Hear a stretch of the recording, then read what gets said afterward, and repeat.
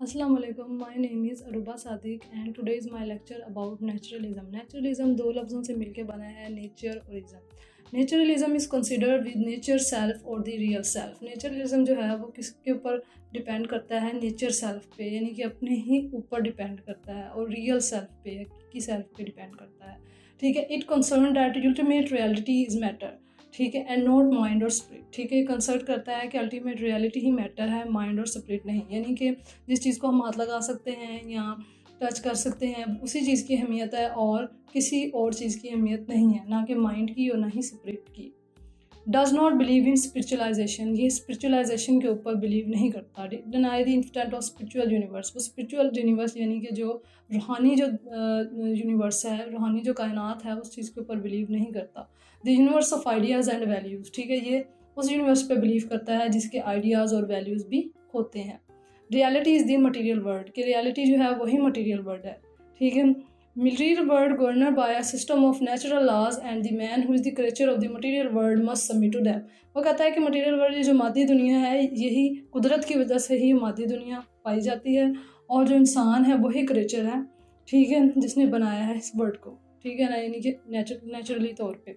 ठीक है। Nature is everything. Nature ही सब कुछ है। Naturalist have regard for the actual fact, situation and reality. For them nature is the whole reality. Naturalist जो है वो बिलीव करते हैं कि जो रियलिटी और सिचुएशन है वही सब कुछ है, यानी कि दुनिया के अंदर जो हो रहा है यही सब कुछ है, यानी कि नेचर ही सब कुछ है। For them nature is whole reality. उनके हिसाब से नेचर ही होल रियलिटी है। Cycle of life. अब हम बात करते हैं साइकिल ऑफ लाइफ क्या है। Naturalist believe that everything come from nature and return to it. अब देखो, नेचुरलिज्म बिलीव करते हैं कि नेचर ही सब कुछ है, और हमने नेचर की तरफ ही चले जाना है, कि नेचर की तरफ से हम आए हैं और नेचर की तरफ को ही हम वापस चले जाएंगे। They don't believe in spiritual value और ट्रुथ। और स्पिरिचुअल वैल्यू और ट्रुथ के ऊपर, हकीकत के ऊपर, रूहानियत के ऊपर बिलीव नहीं करते। इन डेंस में हम कहेंगे कि human being are responsible for all over activities like biologically, psychologically, social activity. यानी कि हम जो भी काम कर रहे हैं बायोलॉजिकली तौर पे कर रहे हैं, साइकोलॉजिकल तौर पे कर रहे हैं, सोशल एक्टिविटी के तौर पे काम कर रहे हैं, उसके हम खुद ही रिस्पॉन्सिबल हैं, हम ही इसके ज़िम्मेदार हैं।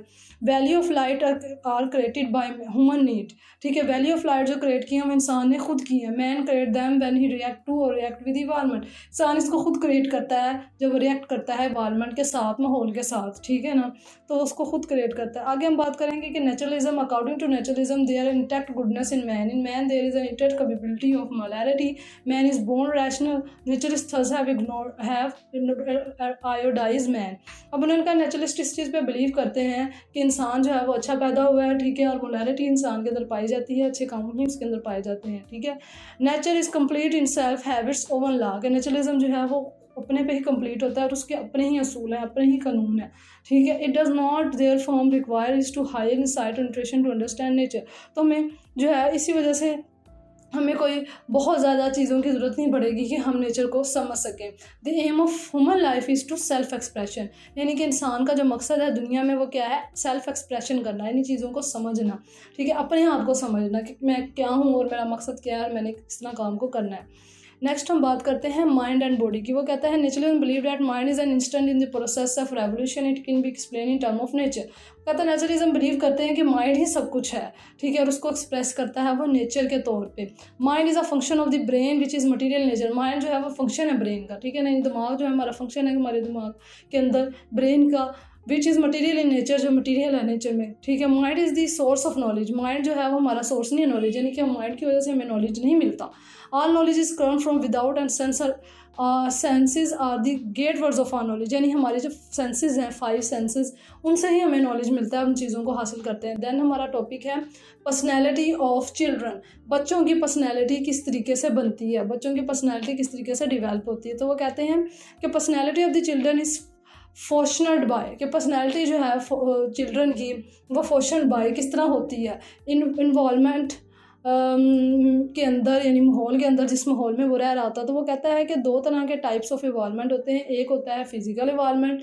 ठीक है, फिजिकल इन्वॉल्वमेंट में रहता है। ठीक है ना, और एक होता है सोशल इन्वॉल्वमेंट, उसमें रहता है। ठीक है, तो चीज़ों को सीखता है। Society is meant for the individual and not he individual for the society, as they believe that man is born good. Society जो है वो इंसान के लिए अच्छी बनी है। ठीक है, और अच्छी होती है। ठीक है, सोसाइटी इंसान के लिए होती है और वो इसमें सोसाइटी में रहता है। ठीक है, और क्या कहते हैं, और कुदरती तौर पे वो बंदा शख्स जो है वो अच्छा होता है, ठीक है। He is corrupted by the society, अगर वो बुरा, उसके अंदर बुराई आती है, कोई गलत चीज़ आती है तो वो सोसाइटी की वजह से आती है। Man must remain away from the society if you want to pure and unstained, ठीक है। वो उसको सोसाइटी से दूर रहना पड़ेगा अगर वो अपने आप को बेहतर और अच्छा करना चाहता है। इसके बाद हम बात करते हैं बेसिक प्रिंसिपल नेचुरलिज्म के क्या हैं। तो वो कहता है nature is the final reality, nature जो है वो हकीकत है। Mind is the brain functioning and brain is matter, mind ही सब कुछ है, माइंड ही ब्रेन फंक्शन करता है और ब्रेन जो है वो मैटर है, यानी कि मादा है, ठीक है। All type of material activities जैसे imagination, thinking, reasoning etc are the function of brain, ठीक है। फंक्शन ब्रेन के क्या हैं, फंक्शन क्या काम करता है, ब्रेन इमेजिनेशन करता है, चीज़ों की थिंक करता है, सोचता है, रीज़न करता है, ये सब कुछ उसके फंक्शन है। The entire universe is governor by the law of nature, के नेचर से ही हमें सब कुछ मिलता है, विच आर अनचेंजेबल, जो नेचर कभी भी चेंज नहीं होती, इस चीज़ पे वो बिलीव करते थे। Science relate the mystery of nature, और साइंस ने जो है वो मिस्ट्री, नेचर की मिस्ट्री को जो है वो रिवील किया, इनके बताया है, ठीक है। Hence only that knowledge is true that is derived from science, knowledge ही हकीकत है जो साइंस से ड्राइव की गई है, साइंस से निकली गई है। आगे वो बताते हैं कि बेसिक प्रिंसिपल नेचुरलिज्म के हैं, there is no super natural spirit, कि इसके अलावा और कोई स्पिरिट नहीं है। Follow nature is the greatest emphasise of nature in education, यानी कि एजुकेशन के अंदर अगर नेचर को समझते हैं तो ये सबसे इंपॉर्टेंट चीज़ है। The child occupies the central position in the education process, education process के अंदर वो चीज़ों को सीखता है।